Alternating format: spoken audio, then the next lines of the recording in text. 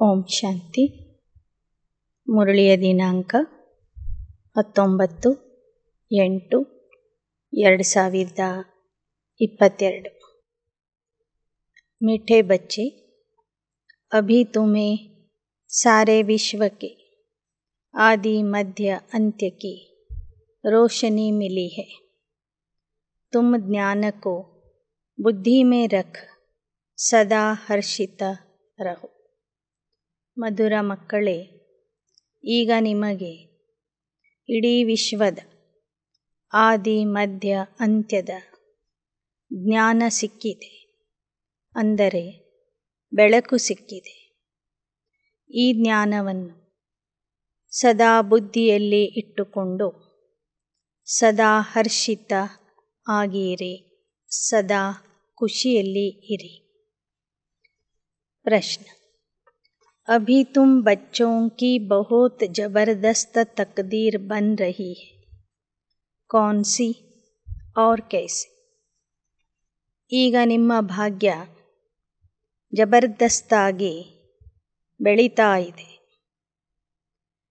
ನಿಮ್ಮ ಭಾಗ್ಯ ವೃದ್ಧಿ ಆಗ್ತಾ ಇದೆ, ನಿರ್ಮಾಣ ಆಗ್ತಾ ಇದೆ. ಆ ಭಾಗ್ಯ ಯಾವುದು? ಅದು ಹೇಗೆ ನಿರ್ಮಾಣ ಆಗ್ತಿದೆ? उत्तर: अभी तुम श्रीमत पर चल 21 जन्मों के लिए बाप से बेहद का वर्षा ले रहे हो. श्रीमत पर तुम्हारी सब मनोकामनाएं पूरी हो रही है. यह तुम्हारी जबरदस्त तकदीर है.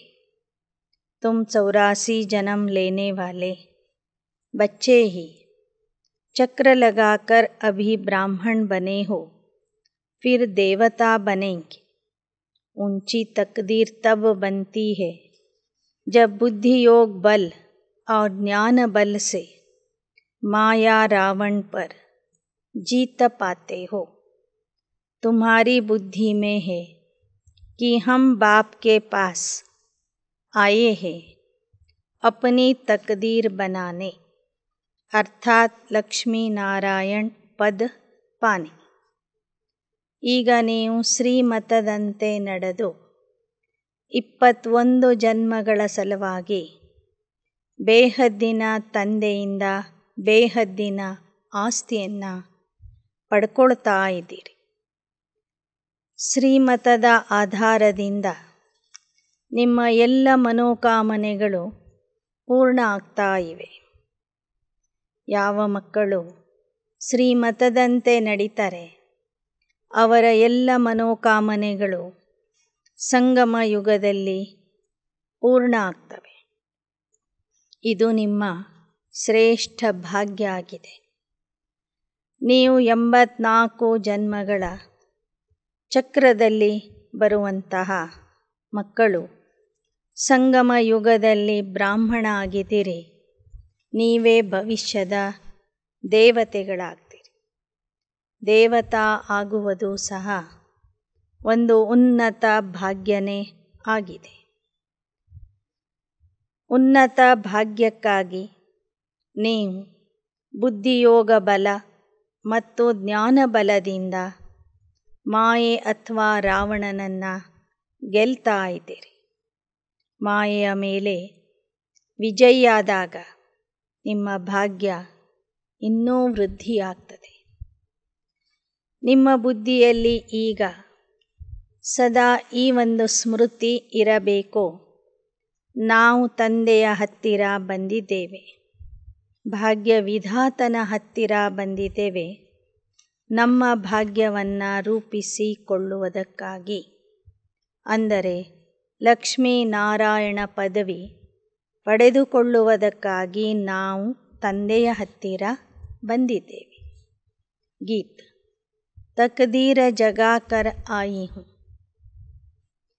ನಾವು ಪರಮಾತ್ಮನ ಮನೆಗೆ ಬಂದಿದ್ದೇವೆ, ಪರಮಾತ್ಮನ ಮಕ್ಕಳಾಗಿದ್ದೀವಿ ಅಂದರೆ ಅರ್ಥ ಆಗ್ತದೆ. ಈಗಾಗಲೇ ನಾವು ನಮ್ಮ ಭಾಗ್ಯವನ್ನು ಬೆಳಗಿಸಿಕೊಂಡು ಬಂದಿದ್ದೇವೆ. ಆಗಲೇ ನಾವು ಭಾಗ್ಯಶಾಲಿಗಳು ಆಗಿದ್ದೇವೆ. ಪರಮಾತ್ಮನ ಮಗು ಆಗುವ ಭಾಗ್ಯ ನಮಗೆ ಸಿಕ್ಕಿದೆ. ಆದರೆ ಪುರುಷಾರ್ಥ ಮಾಡಿ ಆ ಭಾಗ್ಯವನ್ನು ನಾವು ಇನ್ನೂ ವೃದ್ಧಿ ಮಾಡ್ಕೋಬೇಕು, ಬೆಳೆಸ್ಕೋಬೇಕು. ಓಂ ಶಾಂತಿ. यह भगवान की पाठशाला है. यहाँ है ही भगवान वाच्य बच्चों के प्रति. गीत की पहली लाइन है, तकदीर जगा कर आई हूँ. इस ईश्वरीय पाठशाला व बेहद बाप की पाठशाला में. ಇದು ಭಗವಂತನ ಪಾಠಶಾಲೆಯಾಗಿದೆ, ಬೇಹದ್ದಿನ ತಂದೆಯ ಪಾಠಶಾಲೆ. ಇಲ್ಲಿಗೆ ಬರುವುದು ಅಂದರೆ ಭಾಗ್ಯವನ್ನು ಪಡ್ಕೊಂಡೇ ಬರುವುದಾಗಿದೆ. ಭಗವಾನ್ ತೋ ಏಕ ಹೇ, ಅನೇಕ ನಹೀ ಹೋತೆ. ಸಭಿ ಆತ್ಮಾओं का बाप एक है. अब एक बाप और अनेक बच्चों का यह है संगठन व मेला. ಪರಮಾತ್ಮ ಒಬ್ಬನೇ. ಈಗ ಇದು ಒಬ್ಬ ತಂದೆ ಮತ್ತು ಅನೇಕ ಮಕ್ಕಳ ಸಂಘಟನೆಯ ಮೇಳ ಆಗಿದೆ.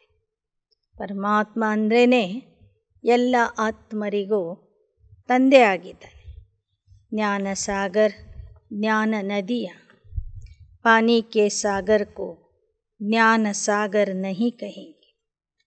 ಜ್ಞಾನ ಸಾಗರ ಮತ್ತು ಜ್ಞಾನ ನದಿಗಳ ಮೇಳ ಇದಾಗಿದೆ. ನೀರಿನ ಸಾಗರಕ್ಕೆ ಜ್ಞಾನಸಾಗರ ಅಂತ ಹೇಳೋದಿಲ್ಲ.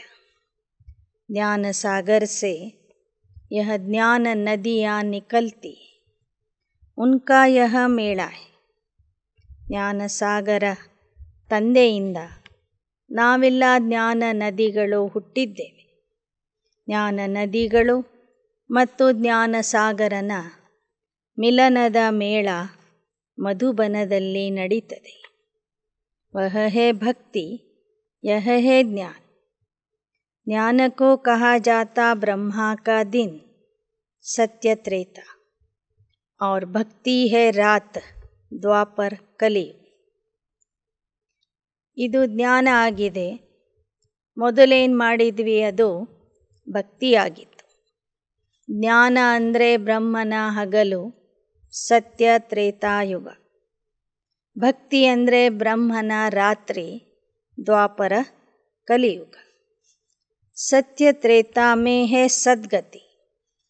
सद्गति तो एक बाप ही करेंगे ना, वह है सद्गति दाता.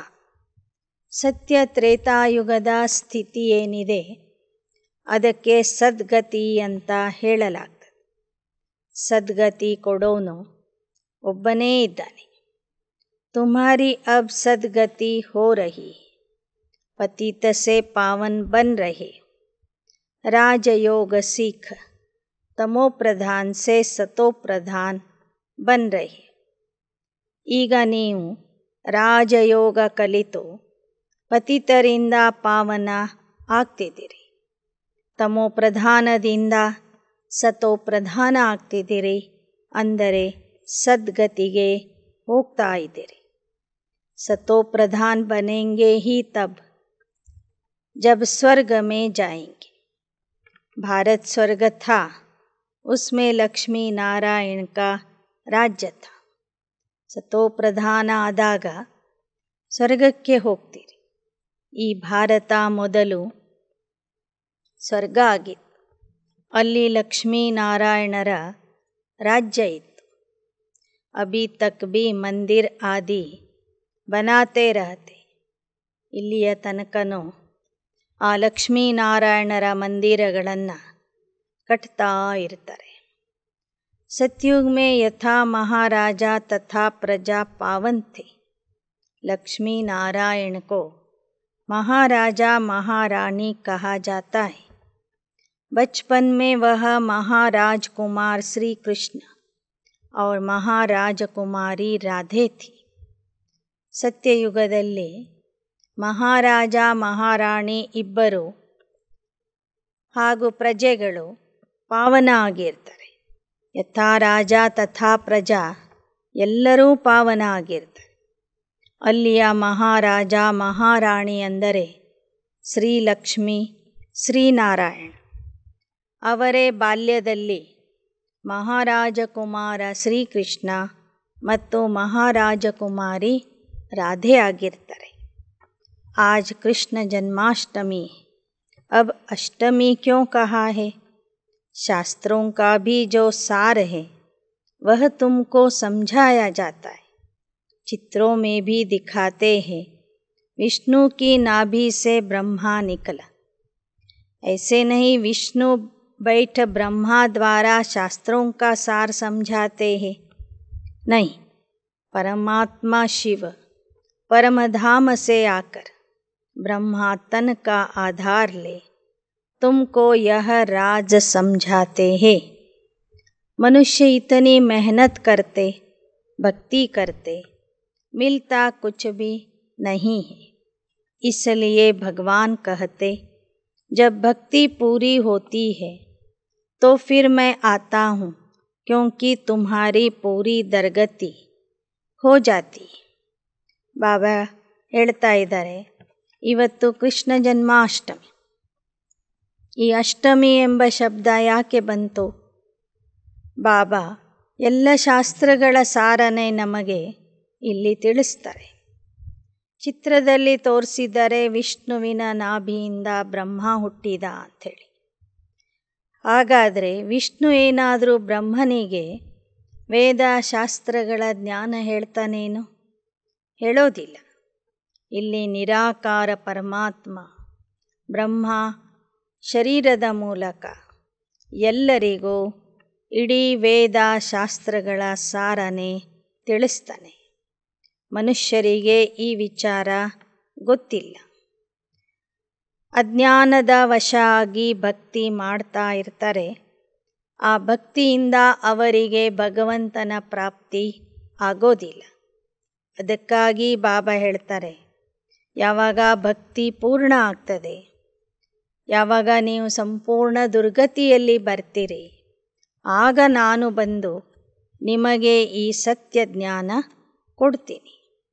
सारे विश्व के आदि मध्य अंत्य की रोशनी तुमको मिली.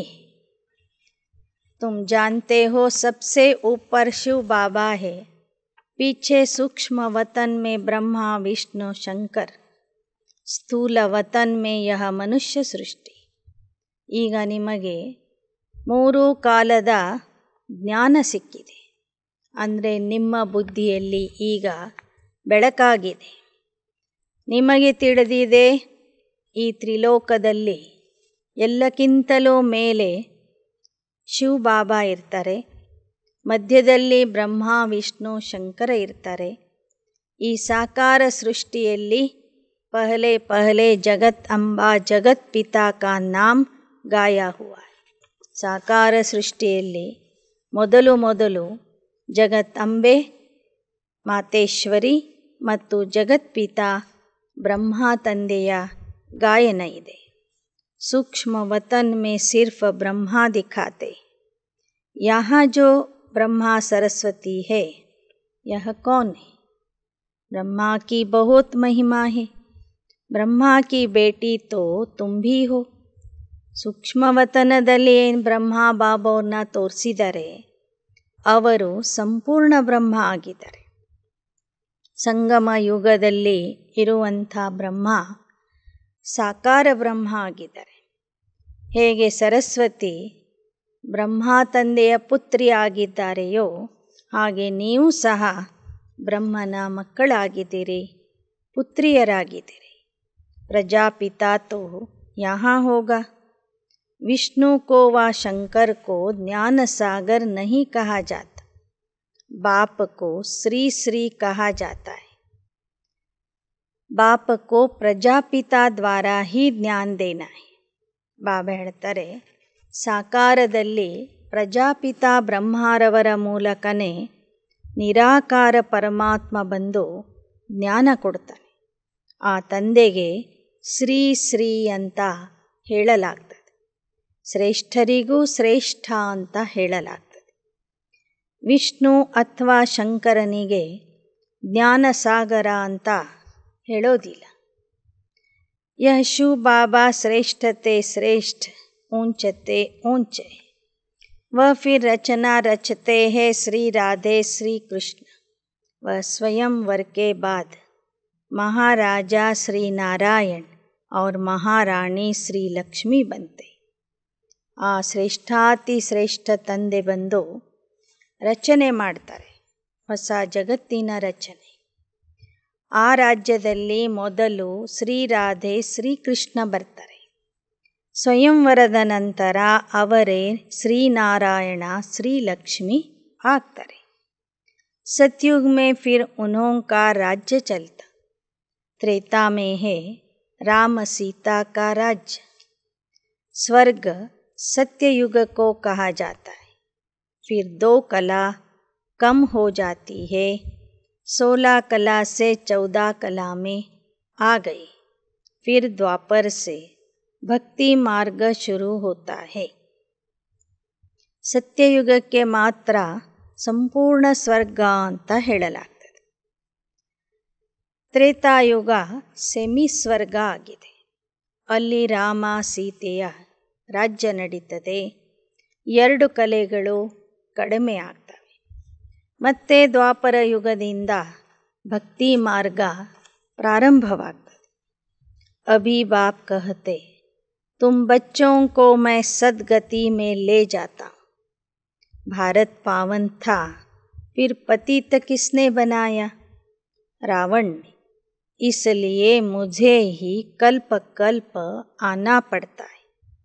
पतितों को आकर पावन बनाना पड़ता है. ಬಾಬಾ ಹೇಳ್ತಾರೆ, ನಾನೇ ನಿಮಗೆ ಸದ್ಗತಿಗೆ ಕರ್ಕೊಂಡು ಹೋಗ್ತೀನಿ, ಪಾವನ ಮಾಡ್ತೀನಿ. ಹಾಗಾದರೆ ಪತಿತ ಮಾಡೋನು ಯಾರು?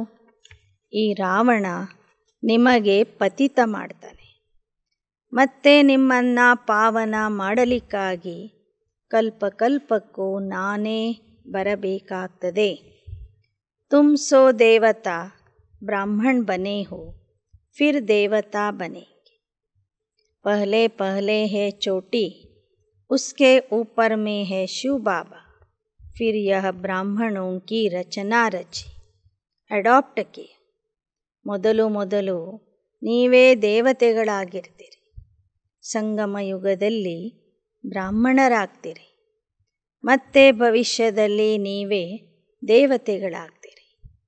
ಸಂಗಮ ಯುಗದ ಬ್ರಾಹ್ಮಣರು ದೇವತೆಗಳಕ್ಕಿಂತನೂ ಮೇಲಿದ್ದಾರೆ.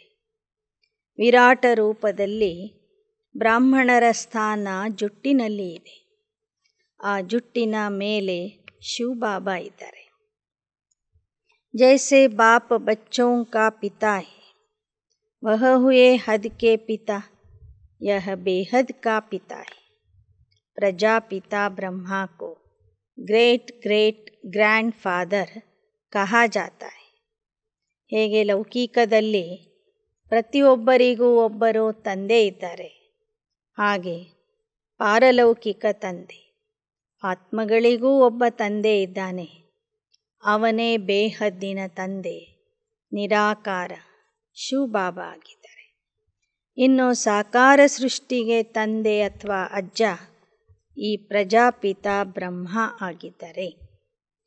अब सारी सृष्टि में रावण राज्य है. सब दुखी शोक वाटिका में.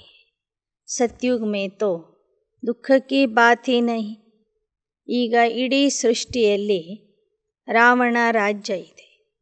ಎಲ್ಲರೂ ದುಃಖಿಯಾಗಿದ್ದಾರೆ, ಶೋಕವನದಲ್ಲಿ ಇದ್ದಾರೆ. ಸತ್ಯಯುಗದಲ್ಲಿ ದುಃಖದ ಮಾತೆ ಇರೋದಿಲ್ಲ.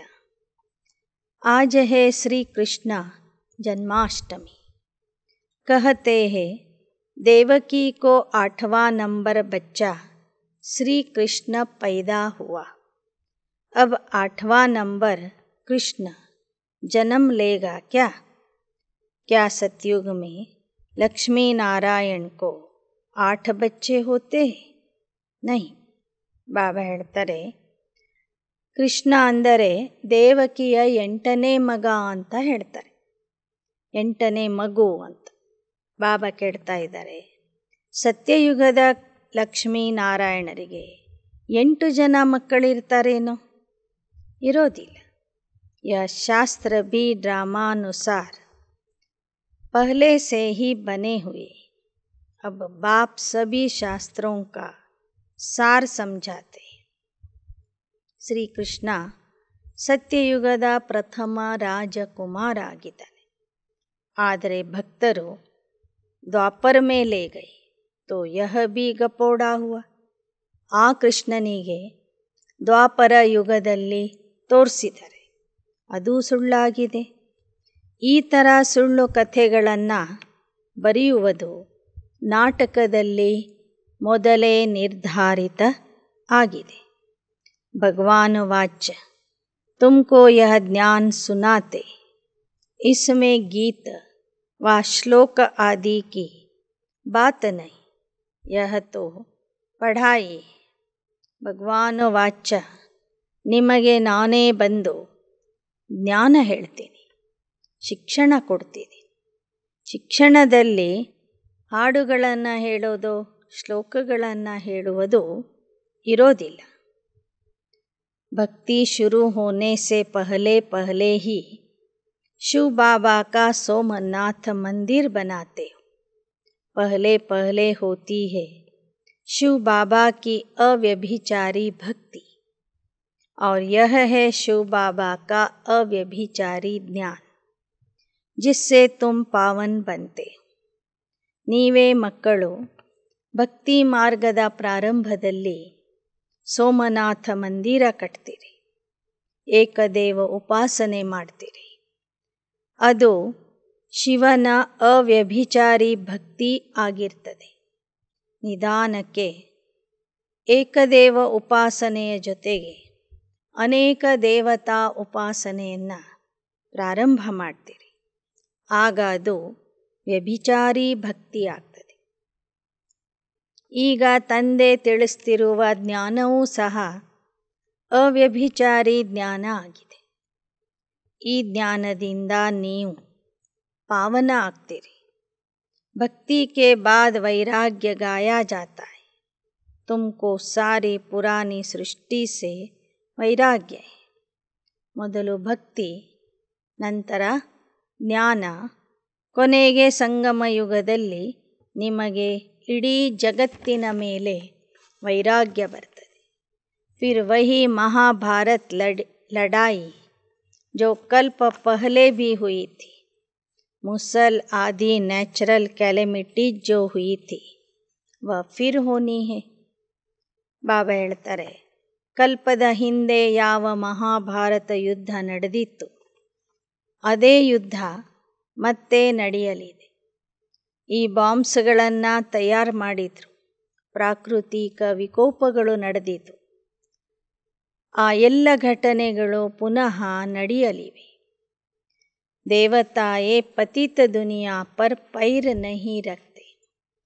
ಹಳೆ ಜಗತ್ತಿನ ವಿನಾಶ ಆಗಿ ಪಾವನ ಪ್ರಪಂಚ ಬಂದ ನಂತರ ಅಲ್ಲಿ ದೇವತೆಗಳ ಆಗಮನ ಆಗ್ತದೆ. महालक्ष्मी का आवाहन करते, हर वर्ष उनसे धन मांगते. लक्ष्मी नारायण दोनों इकट्ठे हैं तो महालक्ष्मी को 4 भुजा दिखाते. दीपमाला पर उनकी पूजा करते. हर वर्ष भारतवासी भीख मांगते. यह है विष्णु के 2 रूप. मनुष्य इन बातों को कोई जानते नहीं. ಪ್ರತಿ ವರ್ಷ ದೀಪಾವಳಿಯ ಸಮಯದಲ್ಲಿ ಭಾರತೀಯರು ಮಹಾಲಕ್ಷ್ಮಿಯ ಪೂಜೆ ಮಾಡ್ತಾರೆ, ಮಹಾಲಕ್ಷ್ಮಿಯ ಆವಾಹನೆ ಮಾಡ್ತಾರೆ, ಮಹಾಲಕ್ಷ್ಮಿಯ ಹತ್ತಿರ ಹಣ ಕೇಳ್ತಾರೆ. ಅಂದರೆ ಪ್ರತಿ ವರ್ಷ ಭಾರತವಾಸಿಗಳು ಲಕ್ಷ್ಮಿಯ ಹತ್ತಿರ ಭಿಕ್ಷೆ ಬೇಡ್ತಾರೆ. ಮಹಾಲಕ್ಷ್ಮಿ ಅಂದ್ರೇ ವಿಷ್ಣುವಿನ ಸಂಯುಕ್ತ ರೂಪ, ಲಕ್ಷ್ಮೀ ನಾರಾಯಣರ ಸಂಯುಕ್ತ ರೂಪ. इस समय है प्रजापिता आदि देव और जगदंबा आदि देवी. ಮುಂದೆ ಲಕ್ಷ್ಮೀ ನಾರಾಯಣ ಆಗುವಂಥವರು ಈ ಸಮಯದಲ್ಲಿ ಆದಿದೇವ ಬ್ರಹ್ಮ ಮತ್ತು ಆದಿದೇವಿ जगदम्बा सरस्वती ಆಗಿದ್ದಾರೆ. अभी श्रीमत पर तुम्हारी सब मनोकामनाएं पूर्ण होती है. 21 जन्मों के लिए तुम राज्य भाग्य लेते हो. ಈಗ ಶ್ರೀಮತದಿಂದ ನಿಮ್ಮ ಎಲ್ಲ ಮನೋಕಾಮನೆಗಳು ಪೂರ್ಣ ಆಗ್ತವೆ. ಅಂದರೆ 21 ಜನ್ಮಕ್ಕಾಗಿ ನೀವು ರಾಜ್ಯ ಭಾಗ್ಯವನ್ನು ಪಡ್ಕೊಳ್ತೀರಿ. यह ब्रह्मा है साकारी पिता और शिव बाबा है निराकारी पिता. वर्षा तुमको उनसे मिलना है. वह है स्वर्ग का रचयिता. ಬ್ರಹ್ಮ ಬಾಬಾ ಸಾಕಾರದ ತಂದೆ ಆಗಿದ್ದಾರೆ. ಶಿವ ಬಾಬಾ ನಿರಾಕಾರ ತಂದೆ ಆಗಿದ್ದಾರೆ. ಆಸ್ತಿ ಸಿಗುವುದು ನಿರಾಕಾರ ತಂದೆಯಿಂದ. ಯಾಕೆ ಅಂದರೆ ಅವನೇ ಸ್ವರ್ಗದ ರಚಯಿತ ಆಗಿದೆ. कितनी जबरदस्त तकदीर है. अभी तुम बच्चे किसकी जयंती मनाएंगे. 21 ಜನ್ಮದ ಸ್ವರ್ಗದ ಭಾಗ್ಯ ಪಡ್ಕೊಳ್ಳೋದಂದರೆ ಅದೇನು ಕಡಿಮೆ ಭಾಗ್ಯ ಅಲ್ಲ. ಎಂತಹ ಜಬರ್ದಸ್ತ್ ಭಾಗ್ಯವನ್ನು ನೀವು ಭಾಗ್ಯ ವಿಧಾತ ತಂದೆಯಿಂದ ಪಡ್ಕೊಳ್ತಾ ಇದ್ದೀರಿ. अब तुम बच्चे किसकी जयंती मनाएंगे. तुमको लक्ष्मी नारायण की मनानी पड़ेगी ज्ञान सहित. वह छोटेपन में है राधा कृष्ण, तो दोनों की मनानी पड़े. सिर्फ कृष्ण की क्यों. वो तो फिर कृष्ण को द्वापर में ले गए. राधे और कृष्ण दोनों अलग अलग घर के फिर मिलते हैं तो दोनों की इकट्ठी मनानी चाहिए. नहीं तो समझते नहीं है कि कृष्ण का जन्म कब हुआ. ಬಾಬಾ ಹೇಳ್ತಾರೆ, ಈಗ ನೀವು ಯಾರ ಜಯಂತಿಯನ್ನು ಆಚರಿಸ್ತೀರಿ. ನೀವು ಲಕ್ಷ್ಮೀನಾರಾಯಣರ ಜಯಂತಿಯನ್ನು ಮಾಡಬಹುದು. ಜ್ಞಾನ ಸಹಿತವಾಗಿ ಅರ್ಥಸಹಿತವಾಗಿ ಮಾಡಬಹುದು. ಇಲ್ಲ ರಾಧಾಕೃಷ್ಣರ ಜಯಂತಿಯನ್ನು ಮಾಡಬಹುದು. ರಾಧಾಕೃಷ್ಣರು ಒಂದೇ ರಾಜಧಾನಿಯ ರಾಜಕುಮಾರ ರಾಜಕುಮಾರಿ ಆಗಿರ್ತಾರೆ. ಅವರಿಬ್ಬರೂ ಜೊತೆಗೆ ಮುಂದೆ ಲಕ್ಷ್ಮೀನಾರಾಯಣ ಆಗ್ತಾರೆ ಅಂದಮೇಲೆ ಬರೇ ಕೃಷ್ಣನ ಜಯಂತಿ ಯಾಕೆ ಮಾಡ್ತೀರಿ. ಕೃಷ್ಣನ ಜೊತೆಗೆ ರಾಧೆಯ ಜಯಂತಿನೂ ಮಾಡಬೇಕು. समझते हो कृष्ण का जन्म सत्ययुग में हुआ था. राधे का भी सतयुग आदि में ही कहेंगे. करके 2-4 वर्ष का अंतर होगा. ಆಗ ನೀವೇನು ಹೇಳ್ತೀರಿ, ಕೃಷ್ಣ ಮೊದಲು ಹುಟ್ಟುತ್ತಾನೆ, ಸತ್ಯಯುಗದ ಆದಿಯಿಂದ ಹುಟ್ಟುತ್ತಾನೆ ಅಂತ. ಬಾಬಾ ಹೇಳ್ತಾರೆ, ರಾಧೆಯೂ ಸಹ ಸತ್ಯಯುಗದ ಆದಿಯಲ್ಲಿನೇ ಹುಟ್ಟುತ್ತಾಳೆ. ಜಾಸ್ತಿ ಅಂದರೆ 2 ಅಥವಾ 4 ವರ್ಷಗಳ ಅಂತರ ಇರ್ತದೆ ಅವರಿಬ್ಬರಲ್ಲಿ. ಕೃಷ್ಣ ಬಂದ ನಂತರ 2-4 ವರ್ಷಗಳು ಕಳೆದ ಮೇಲೆ ರಾಧೆ ಹುಟ್ಟುತ್ತಾಳೆ. ತುಮಾರೇ ಲಿಯೇ ಸಬ್ಸೆ ಸರ್ವೋತ್ತಮ ಹೇ ಶಿವ ಜಯಂತಿ. ಆದರೆ ಸಂಗಮ ಯುಗದಲ್ಲಿ ನಿಮಗೆ ಎಲ್ಲಕ್ಕಿಂತಲೂ ಶ್ರೇಷ್ಠವಾದಂಥ ಜಯಂತಿಯಾಗಿದೆ ಶಿವ ಜಯಂತಿ. ನೀವು ಆಚರಿಸಬೇಕಾದ ಮಹತ್ವದ ಹಬ್ಬ ಅಂದ್ರೇ ಶಿವ ಜಯಂತಿ. ಬಸ್ ಮೇರಾ ತೋ ಏಕ ಶಿವ ಬಾಬಾ ದೂಸರಾ ನ ಕೋಯಿ. ಕೇವಲ ಒಬ್ಬ ತಂದೆಯ ಜಯಂತಿ ಆಚರಿಸಿದರೆ ಸಾಕು.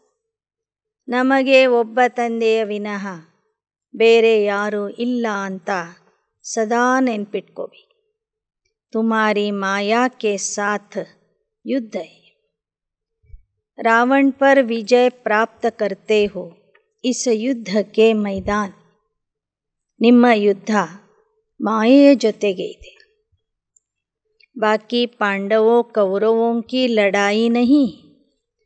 तुमको माया पर जीत पानी. ಕೌರವರಿಗೂ ಪಾಂಡವರಿಗೂ ಯುದ್ಧ ನಡೆದಿಲ್ಲ ಅಂತ ಹೇಳ್ತಾರೆ ಬಾಬಾ. ನಿಮ್ಮ ಯುದ್ಧ ಇರೋದೇ ಮಾಯೆಯ ಜೊತೆಗೆ.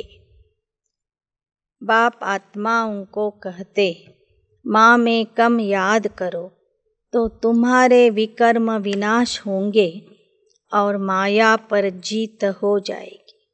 ಅದಕ್ಕಾಗಿ ಬಾಬಾ ಹೇಳ್ತಾರೆ, ಮಕ್ಕಳೇ ನನ್ನೊಬ್ಬನನ್ನೇ ನೆನಪು ಮಾಡ್ರಿ, ಆಗ ನಿಮ್ಮ ವಿಕರ್ಮಗಳು ವಿನಾಶ ಆಗ್ತವೆ ಮತ್ತು ನೀವು ಮಾಯಾಜೀತ ಆಗಿಬಿಡ್ತೀರಿ. बुद्धि योग बल और ज्ञान बल से माया पर विजय प्राप्त करनी है. मुख्य बात है बेहद बाप को और 21 जन्म के सदा सुख के वर्षे को याद करना. ಬಾಬಾ ಹೇಳ್ತಾರೆ, ಬುದ್ಧಿಯೋಗ ಬಲ ಮತ್ತು ಜ್ಞಾನ ಬಲದಿಂದ ನೀವು ಮಾಯೆಯ ಮೇಲೆ ವಿಜಯದ ಪ್ರಾಪ್ತಿ ಮಾಡಿಕೊಳ್ತೀರಿ. ಇಲ್ಲಿ ಅತೀ ಮುಖ್ಯವಾದಂಥ ವಿಷಯ ಆಗಿದೆ, ಬೇಹದ್ದಿನ ತಂದೆಯಿಂದ 21 ಜನ್ಮದ ಆಸ್ತಿಯನ್ನು ಪಡ್ಕೊಳ್ಳೋದು. ಮಾಯೆಯ ಮೇಲೆ ವಿಜಯ ಪಡೆದ ನಂತರ ನಮಗೆ ಸಿಗುವ ಭಾಗ್ಯ ಅಂದರೆ ಸ್ವರ್ಗದ राज्य अधिकार. जब तक बाप की पहचान बुद्धि में नहीं बैठी है तब तक समझ नहीं सकें. ಆದರೆ ಈ ವಿಚಾರ ತಂದೆಯ ಪರಿಚಯ ಆಗದೆ ವಿನಃ ಯಾರಿಗೂ ಅರ್ಥ ಆಗೋದಿಲ್ಲ. ಎಲ್ಲಿಯವರೆಗೆ ತಂದೆಯನ್ನು ನಾವು ಗುರ್ತಿಸೋದಿಲ್ಲವೋ ಅಲ್ಲಿಯವರೆಗೆ ತಂದೆ ಹೇಳುವ ಜ್ಞಾನ ನಮಗೆ ಅರ್ಥ ಆಗೋದಿಲ್ಲ. यहाँ कोई साधु संत आदि नहीं है, न कोई गीता व ಶಾಸ್ತ್ರ ಆದಿ ಸುನಾತೆ. ಇಲ್ಲಿ ಯಾವ ಸಾಧು ಸಂತರು ಭಗವದ್ಗೀತೆಯ ಶ್ಲೋಕಗಳನ್ನಾಗಲಿ ಶಾಸ್ತ್ರ ಪುರಾಣದ ಕಥೆಗಳನ್ನಾಗಲಿ ಹೇಳ್ತಾ ಇಲ್ಲ. ಗಾಂಧಿ भी गीता सुनाते थे, फिर गाते थे पतिता पावन सीताराम. अब गीता तो भगवान ने गाई. अगर गीता का भगवान कृष्ण था तो फिर राम सीता को क्यों याद करते थे. ಗಾಂಧೀಜಿಯವರು ಪ್ರತಿದಿನ ಭಗವದ್ಗೀತೆಯ ಪಠಣ ಮಾಡ್ತಿದ್ರು. ಮತ್ತು ಅದರಲ್ಲಿ ಪತಿತ ಪಾವನ ಸೀತಾರಾಮ್ ಅಂತ ರಘುಪತಿ ರಾಘವ ರಾಜಾರಾಮನ ನೆನಪು ಮಾಡ್ತಿದ್ರು. ಒಂದು ವೇಳೆ ಅವರ ಲೆಕ್ಕದಲ್ಲಿ ಗೀತೆಯ ಭಗವಂತ ಕೃಷ್ಣ ಆಗಿದ್ದರೆ ಮತ್ತೆ ಅವರು ರಾಮಸೀತೆಯನ್ನು ಯಾಕೆ ನೆನಪು ಮಾಡ್ತಿದ್ರು. ವಾಸ್ತವ ಮೇ ಸೀತಾಯೇ ತುಮ್ ಹೋ, ರಾಮ ಹೇ ನಿರಾಕಾರ ಭಗವಾನ್. ವಾಸ್ತವಿಕವಾಗಿ ಆತ್ಮಸೀತೆಯರು ನೀವಾಗಿದ್ದೀರಿ. ನಿರಾಕಾರ ರಾಮ ಪರಮಾತ್ಮ ಆಗಿದ್ದಾನೆ. सब भगत है, पुकारते हैं हे राम हे भगवान, आकर हम सीताओं को पावन बनाओ. फिर रघुपति राघव राजा राम कह देते, सुनी सुनाई बात को पकड़ लिया है.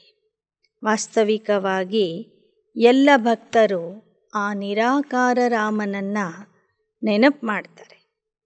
ಆದರೆ ಮುಂದೆ ಅದೇ ಭಜನೆಯಲ್ಲಿ ರಘುಪತಿ ರಾಘವ ರಾಜಾರಾಮ ಅಂತ ಸೇರಿಸ್ಬಿಟ್ಟಿದ್ದಾರೆ. ಹೇಳಿ ಕೇಳಿದ ಮಾತುಗಳನ್ನು ಹಿಡ್ಕೊಂಡಿದ್ದಾರೆ. ರಾಮಾಯಣದ ಕಥೆ ಬುದ್ಧಿಯಲ್ಲಿ ಇರೋದರಿಂದ ಆ ರೀತಿಯಲ್ಲಿ ಆಗಿದೆ. फिर गंगा को पतित पावनी क्यों कहते हैं. ರಘುಪತಿ ರಾಘವ ರಾಜಾರಾಮ್ ಪತಿತ ಪಾವನ ಸೀತಾರಾಮ್ ಅಂತ ಹಾಡ್ತಾರೆ. ಪತಿತರನ್ನು ಪಾವನ ಮಾಡೋನು ಆ ಸೀತಾರಾಮ ಆಗಿದ್ದಾನೆ ಅಂತ ಹಾಡ್ತಾರೆ. ಮತ್ತೆ ಗಂಗಾ ನದಿಯಲ್ಲಿ ಹೋಗಿ ಯಾಕೆ ಮುಳುಗ್ತಾರೆ. ಹರ್ ವರ್ಷ ಜಾತೆ ತುಮ್ ಬೈಠೆ ಹೋ ಜ್ಞಾನ ಸಾಗರ್ ಕೆ ಪಾಸ್. ಭಕ್ತರು ಪ್ರತಿ ವರ್ಷನೂ ಗಂಗಾ ಸ್ನಾನ ಮಾಡಲಿಕ್ಕೆ ಹೋಗ್ತಾರೆ. ನೀವು ಜ್ಞಾನಸಾಗರನ ಹತ್ತಿರ ಕೊಳ್ತಿದ್ದೀರಿ. वह फिर पानी में जाकर स्नान करके आते हैं, पावन तो बनते नहीं, पतित ही बनते आए हैं. तुम अभी ज्ञान मार्ग के हो, तुम अभी वहाँ नहीं जाएंगे. ಭಕ್ತರು ಪ್ರತಿ ವರ್ಷ ಗಂಗೆಯಲ್ಲಿ ಹೋಗಿ ಮುಳುಗ್ತಾರೆ, ಆದರೆ ಒಬ್ಬರೂ ಪಾವನ ಆಗಿಲ್ಲ. ಇನ್ನೂ ಪತಿತನೇ ಆಗ್ತಾ ಇದ್ದಾರೆ. ನೀವು ಮಕ್ಕಳು ಈಗ ಜ್ಞಾನ ಮಾರ್ಗದಲ್ಲಿ ಇದ್ದೀರಿ. ನೀವು ಗಂಗಾ ನದಿಯಲ್ಲಿ ಮುಳುಗಲಿಕ್ಕೆ ಹೋಗೋದಿಲ್ಲ. सच्चा संगम यह है। परमात्मा से जो बहुत समय से बिछड़े वह आकर मिल गए। यह आत्माएं और परमात्मा का मिलन मेला है। ಬಹಳ ಕಾಲದಿಂದ ಅಗಲಿರುವಂಥ ಮಕ್ಕಳು ಪರಮಾತ್ಮನ ಜೊತೆಗೆ ಮಿಲನ ಮಾಡ್ತಾ ಇದ್ದೀರಿ. ಬಹಳ ಕಾಲದಿಂದ ಅಗಲಿದವರು ಅಂದರೆ जो पहले सतयुग में आई तो जरूर उनसे ही पहले भगवान मिलेंगे. ಬಾಬಾ ಮೊದಲು ಅಗಲಿ ಬಂದವರು ಅಂದರೆ ಸತ್ಯಯುಗದ ಪ್ರಾರಂಭದಿಂದ ಬಂದವರು. ಅವರೇ ಈ ಜ್ಞಾನದಲ್ಲಿ ಮೊದಲು ಬಂದು ಪರಮಾತ್ಮನ ಜೊತೆಗೆ ಮಿಲನ ಮಾಡ್ತಾರೆ. यहाँ जरूर पढ़ना पड़ेगा. जो स्कूल में नहीं आएंगे तो वह क्या सुनेंगे? गुह्य पॉइंट्स कैसे समझेंगे? कोई कहते हैं फुर्सत नहीं, बाप कहते यह सच्ची कमाई, वह है झूठी, तुम तो ಪದಂಪತಿ बनते हो. ಬಾಬಾ ಹೇಳ್ತಾರೆ, ಇದು ಶಾಲೆ. ಪ್ರತಿದಿನ ಶಾಲೆಗೆ ಬಂದರೆ ಹೊಸ ವಿಷಯಗಳು ಸಿಗ್ತವೆ. ಕೆಲವ್ರು ಹೇಳ್ತಾರೆ ನಮಗೆ ಸಮಯ ಇಲ್ಲ ಅಂತೇಳಿ. ಬಾಬಾ ಹೇಳ್ತಾರೆ, ಇದೇ ನಿಜವಾದ ಸಂಪಾದನೆ. ಈ ಸಂಪಾದನೆ ಮಾಡಿಕೊಳ್ಳಿಕ್ಕೆ ಸಮಯ ಇಲ್ಲ ಅಂತ ಹೇಳಿದರೆ ನಿಮ್ಮಂಥ ಮೂರ್ಖರು ಯಾರೂ ಇಲ್ಲ ಅಂತ ಹೇಳ್ತಾರೆ ಬಾಬಾ. ವಹ ತೋ ಝೂಠಿ ಕಮಾಯಿ ಹೇ, तुम तो यहाँ पदमपति बनते हो. अगर यह कमाई नहीं करते तो उनको बेसमझ कहा जाता है. ಹೊರಗಿನ ಸಂಪಾದನೆ ಸುಳ್ಳು ಸಂಪಾದನೆ ಆಗಿದೆ. ಇಲ್ಲಿಯ ಸಂಪಾದನೆ ನಿಜವಾದ ಸಂಪಾದನೆ ಆಗಿದೆ. ಈ ಸಂಪಾದನೆ ಮಾಡಿಕೊಳ್ಳಿಕ್ಕೆ ಸಮಯ ಇಲ್ಲ ಅಂತ ಹೇಳುವಂಥವರು ಅಜ್ಞಾನಿಗಳು ಅಂತ ಹೇಳ್ತಾರೆ. ತಿಳುವಳಿಕೆ ಹೀನರು. भल कितने भी लखपति करोड़पति लेकिन वह झूठी साವುಕಾರಿ है. ಕೆಲವರ ಹತ್ತಿರ ಇವತ್ತು ಕೋಟಿ ಹಣ ಇರಬಹುದು, ಆದರೆ ಅದೆಲ್ಲ ಸುಳ್ಳು ಶ್ರೀಮಂತಿಕೆ. ಗವರ್ಮೆಂಟ್ भी उनसे कर्जा लेती है, परंतु है तो सब झूठी माया, झूठा सब संसार. ಸರ್ಕಾರನೂ ಅಂಥ ಶ್ರೀಮಂತರಿಂದ ಸಾಲ ತಗೊಳ್ತದೆ, ಆದರೂ ಸಹ ಅವರ ಹತ್ತಿರ ಇರುವ ಶ್ರೀಮಂತಿಕೆ ಸುಳ್ಳು ಶ್ರೀಮಂತಿಕೆ ಆಗಿದೆ. ಅದಕ್ಕಾಗಿ ಹಾಡ್ತಾರೆ, ಸುಳ್ಳು ಕಾಯ ಸುಳ್ಳು ಮಾಯೆ ಸುಳ್ಳು ಸಂಸಾರ ಅಂತ.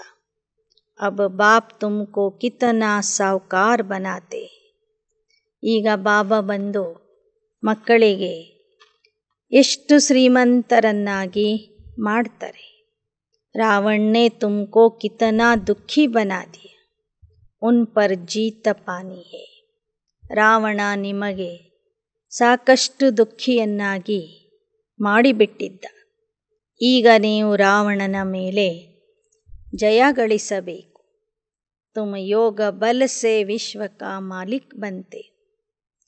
ಯೋಗ ಸಿಖಲಾತೆ ಹೇ ಬಾಪ್, ಇನ್ಕಿ ಆತ್ಮ ಭೀ ಸಿಖತಿ ಹೇ.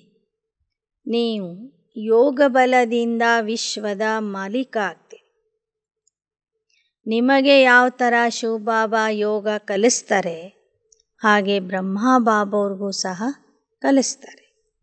ನೀವು ಹೇಗೆ ಕಲಿತೀರಿ ಹಾಗೆ ಬ್ರಹ್ಮ ಬಾಬಾನು ಕಲಿತಾರೆ.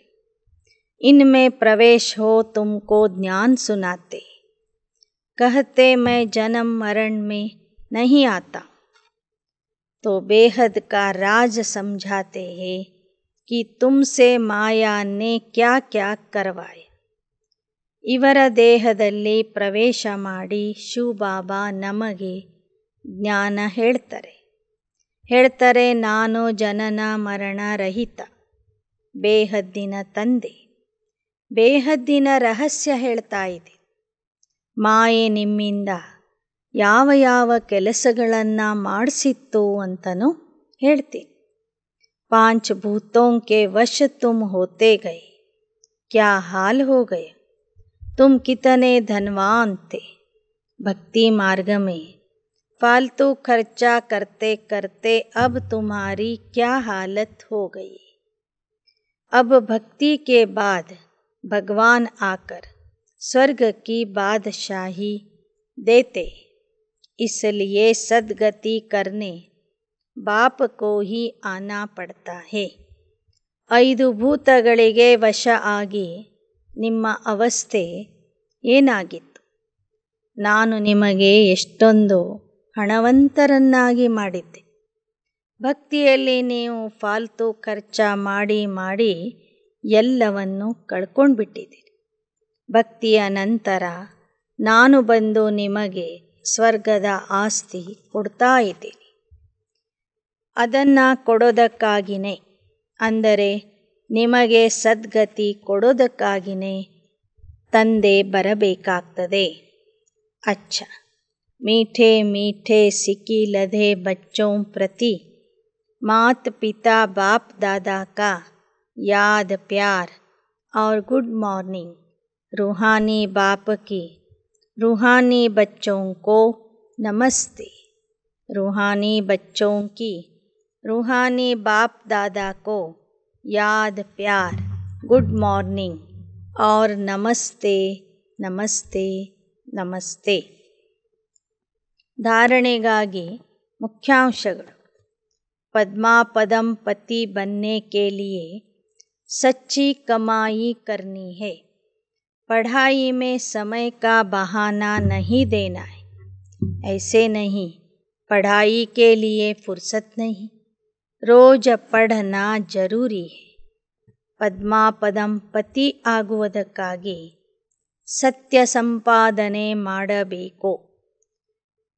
ವಿದ್ಯಾಭ್ಯಾಸ ಮಾಡಲಿಕ್ಕೆ ಸಮಯ ಇಲ್ಲ ಎಂಬ ನೆಪ ಹೇಳಬಾರದು. ಇಂತಹ ಅಭ್ಯಾಸ ಮಾಡೋದಕ್ಕೆ ಫುರ್ಸತ್ತಿಲ್ಲ ಅಂತನೂ ಹೇಳಬಾರದು. ಪ್ರತಿದಿನ ಅವಶ್ಯವಾಗಿ ಓದಬೇಕು. 2ನೇದು, एक बाप की अव्यभिचारी याद में रह आत्मा को सतो प्रधान बनाना है.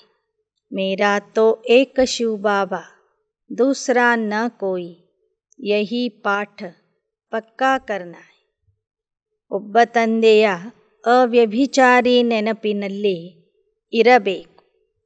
ಆತ್ಮನನ್ನು ಸತೋಪ್ರಧಾನರನ್ನಾಗಿ ಮಾಡಬೇಕು.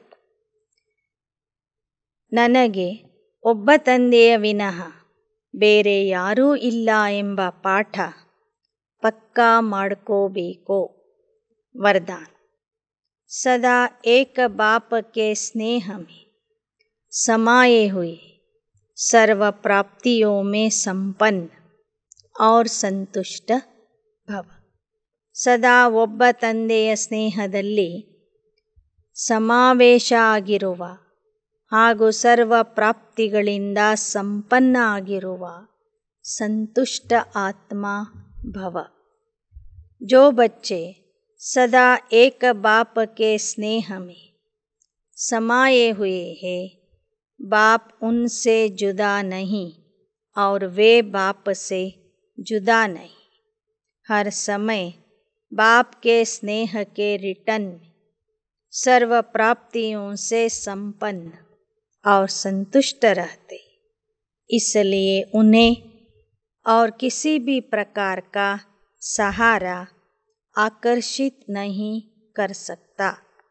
ಯಾವ ಮಕ್ಕಳು ತಂದೆಯ ಸ್ನೇಹದಲ್ಲಿ ಮುಳುಗಿರ್ತಾರೆ ಅವರು ತಂದೆಯಿಂದ ದೂರ ಹೋಗೋದಿಲ್ಲ, ತಂದೆ ಅವರಿಂದ ದೂರ ಹೋಗೋದಿಲ್ಲ. ಪ್ರತಿ ಸಮಯದಲ್ಲಿ ಅಂತಹ ಮಕ್ಕಳು ಸ್ನೇಹದ ಪ್ರತಿಫಲದಲ್ಲಿ ಸರ್ವ ಪ್ರಾಪ್ತಿಗಳಿಂದ ಸಂಪನ್ನ ಆಗಿರ್ತಾರೆ, ಸಂತುಷ್ಟ ಆಗಿರ್ತಾರೆ. ಆದ್ದರಿಂದ ಲೌಕಿಕದ ಯಾವುದೇ ಆಧಾರ, ಆಸರೆ ಅವರನ್ನು ಆಕರ್ಷಣೆ ಮಾಡೋದಿಲ್ಲ. स्नेह में समाई हुई आत्माएं सदा प्राप्ति संपन्न होने के कारण सहज ही एक बाप दूसरा न कोई इस अनुभूति में रहती है. ಸ್ನೇಹದಲ್ಲಿ ಸಮಾವೇಶ ಆಗಿರುವಂತಹ ಪ್ರಾಪ್ತಿ ಸಂಪನ್ನ ಮಕ್ಕಳು ಒಬ್ಬ ತಂದೆಯ ವಿನಃ ಯಾರೂ ಇಲ್ಲ ಎಂಬ ಸ್ಥಿತಿಯನ್ನು सदा अनुभव ಮಾಡ್ತಾರೆ. समाई हुई आत्माओं के लिए एक बाप ही संसार है. ಯಾವ ಮಕ್ಕಳು ಪರಮಾತ್ಮನ ಸ್ನೇಹದಲ್ಲಿ ಮುಳುಗಿರ್ತಾರೆ, ಸಮಾವೇಶ ಆಗಿರ್ತಾರೆ, ಅಂತಹ ಮಕ್ಕಳಿಗೆ, ಅಂತಹ ಆತ್ಮರಿಗೆ ತಂದೆಯೇ ಸಂಸಾರ ಆಗಿರ್ತಾರೆ. ಶ್ಲೋಕ हद के मान शान के पीछे दौड़ लगाने के बजाय स्वमान में रहना ही श्रेष्ठ शान है. ಲೌಕಿಕದ ಸ್ಥಾನ, ಮಾನ, ಕೀರ್ತಿಯ ಹಿಂದೆ ಓಡುವುದರ ಬದಲಾಗಿ ಸ್ವಮಾನದಲ್ಲಿ ಇರುವುದೇ ನಿಮ್ಮ ಶ್ರೇಷ್ಠ ಸ್ಥಿತಿ ಆಗಿದೆ. ಅಚ್ಚಾ, ಓಂ ಶಾಂತಿ.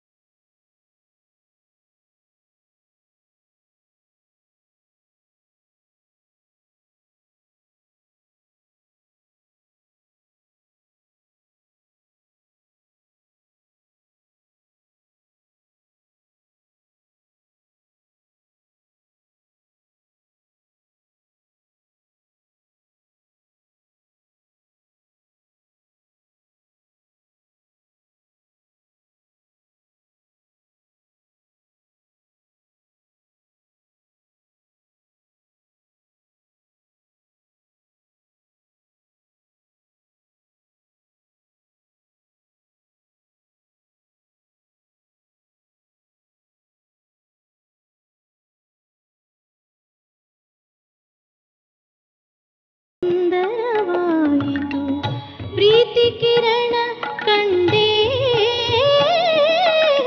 ಪ್ರೀತಿ ಕಿರಣ ಕಂಡೆ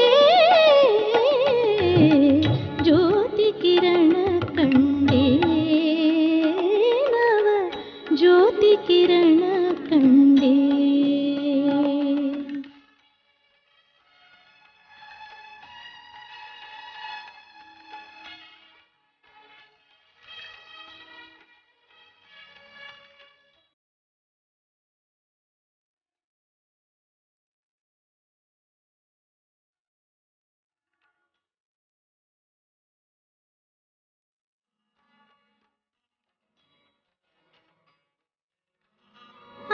ಅಂತರಮನದಲ್ಲಿ ಅಮೃತ ಚಿಂತನ ಕ್ಷಣವೂ ಕ್ಷಣವೂ ಸಂತಸ ಜೀವನ ಅಂತರಮನದಲ್ಲಿ ಅಮೃತ ಚಿಂತನ ಕ್ಷಣವೂ ಕ್ಷಣವೂ ಸಂತಸ ಜೀವನ ಸ್ನೇಹ ಕಿರಣ ಕಂಡ